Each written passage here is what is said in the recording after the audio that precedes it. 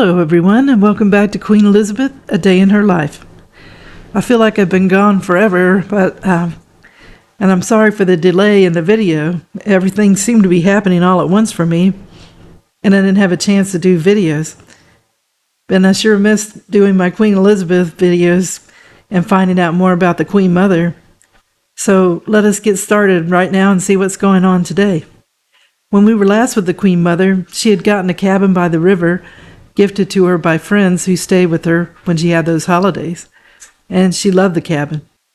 Her equerry, Ash Wyndham, remembered that after breakfast at Birk Hall, he would phone Queen Elizabeth in her room, and she would ask, "What's the fishing like today?"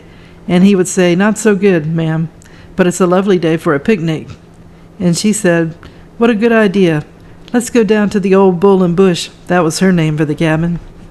And the staff from Birk Hall would light the wood-burning stove and bring down lunch. For the Queen Mother, this would often start with a gin and Dumainet.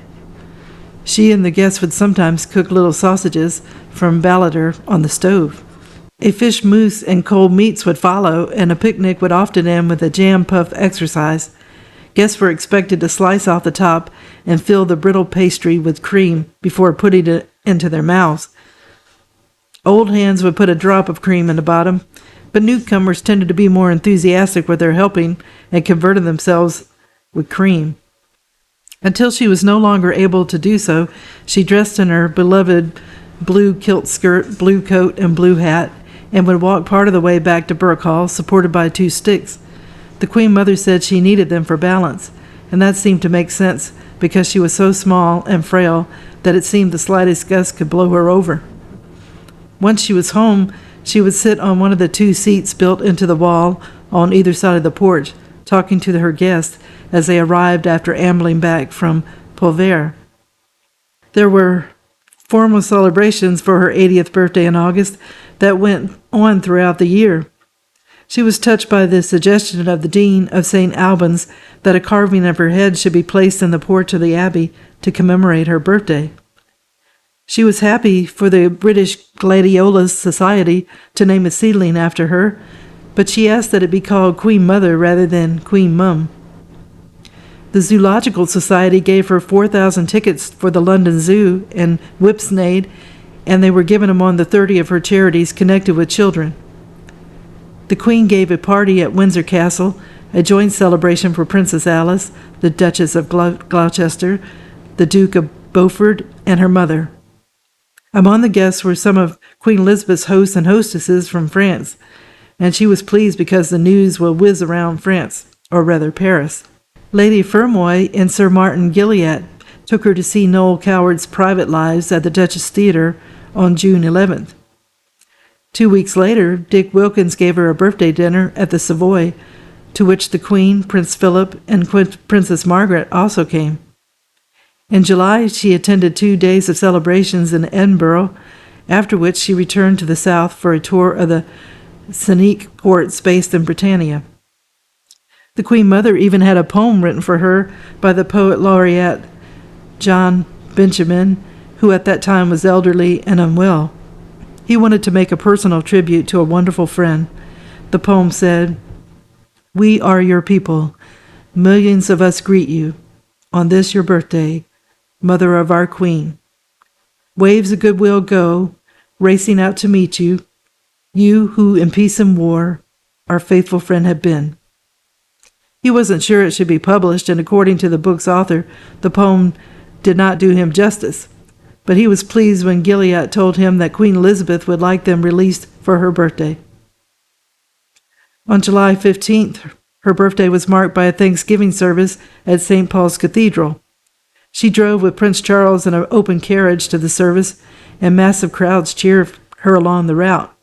It was a moment for the Queen Mother to reflect on the remarkable role she had played since the death of the king in personifying the continuity of the monarchy. For almost 30 years, she had devoted her personality and her energy to the support of her daughter, her country, and the institutions she loved.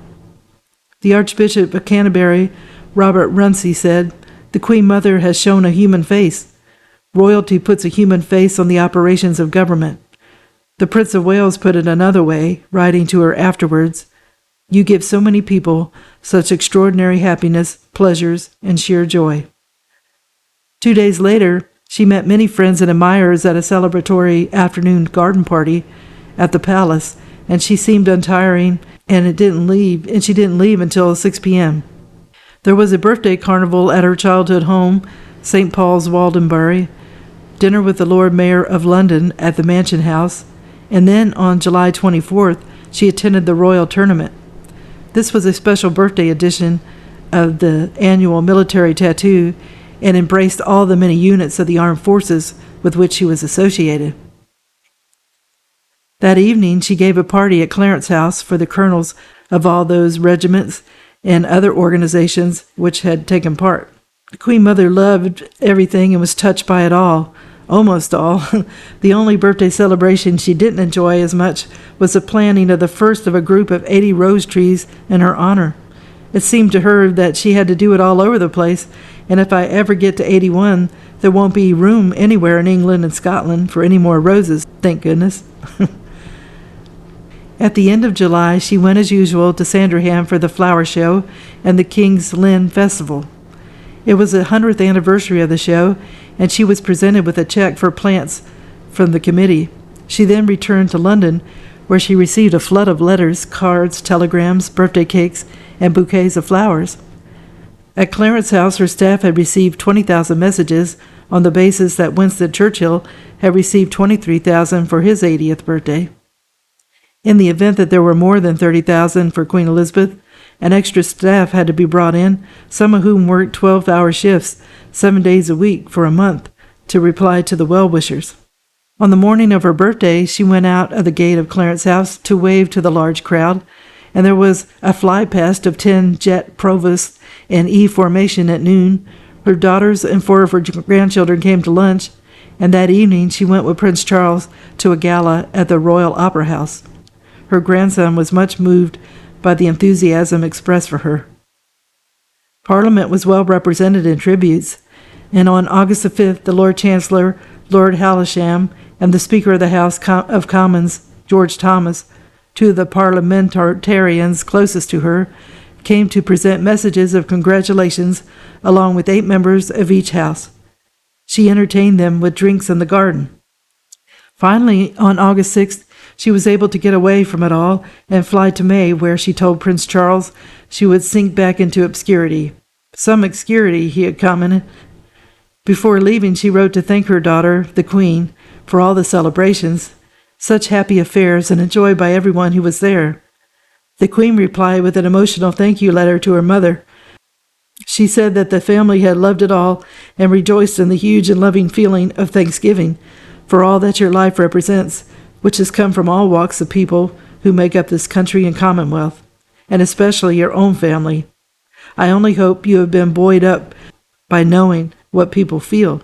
From your loving Lilibet. A few days later, the Queen, Prince Charles, and other members of the family sailed in Britannia through bad weather up the west coast of Scotland for their annual Western Isles cruise culmination and lunch at May. In preparation the day before, Queen Elizabeth and Ruth Fermoy spent an hour shelling peas. On August 14th, a happy day was had with the usual picnic lunch and much cheer. At the end of her May holiday that year, the Queen Mother flew south for the traditional family weekend at Balmoral before moving on to Birk Hall. She was always a little sad to leave the family at Balmoral to drive down the road to Birk Hall alone. Now she found that the cabin eased that annual move, leaving Balmoral at lunchtime and breaking the journey at the Bull and Rush, and a spot she loved, made the transition much less painful. I'm going to end the video here with the Queen going back to the cabin that she loved after all her celebrations were over. I love this episode because we got to see how the Queen Mother was so loved and people wanted to celebrate her throughout the year. Everywhere she went, she was greeted with enthusiasm and love.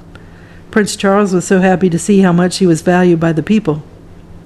She had a bust made of her to go into the porch of the Abbey for her birthday celebration, which honored her. She had a poem written for her. She had rose trees planted in her honor and a seedling named for her, but she insisted that it be named the Queen Mother instead of Queen Mum. Queen Elizabeth made sure her mother was celebrated, and the Queen Mother thanked her for all she had done for the celebration of her 80th birthday. Queen Elizabeth thanked her back, saying how much the family enjoyed it all and how glad she was that everyone from all walks of life loved all that the Queen Mother had done for the country. Well, this video is a little shorter than usual, but I wanted to get it video out as soon as possible, and I'll get back on the schedule very soon. Well, I hope you enjoyed the video, and if you haven't subscribed, if you could do so, it would help the channel to grow, as well as giving it a thumbs up. It's all a great help. And if you haven't clicked on the notification bell, if you could do that, it lets you know when a video is posted. I wish everybody a good day, and tune in again soon for another episode of Queen Elizabeth, A Day in Her Life. Thank you.